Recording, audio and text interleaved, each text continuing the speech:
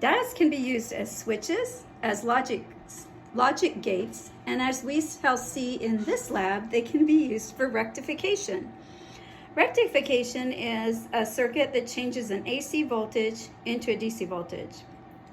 We're going to build this simple resistor diode circuit and use a sinusoidal input, 8 volts peak to peak, with a frequency of 300 hertz, and we'll look and see what the output looks like. Over here you see, here's the diode, and again the band is the negative side, so here's where the positive voltage will come in, and we're going to look at this output voltage across this resistor from here to ground.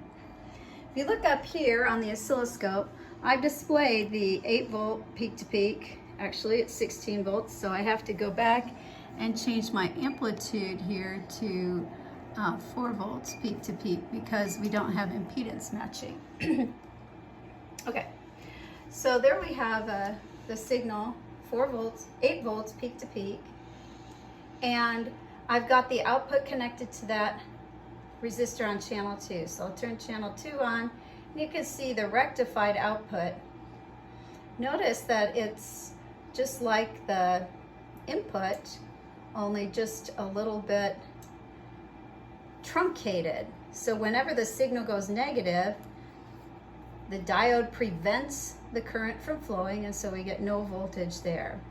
If I put the two signals on top of each other, you'll see that the rectified output is just a little bit smaller voltage than the input voltage, just because the drop across the diode, this is probably about 0.7 of a volt.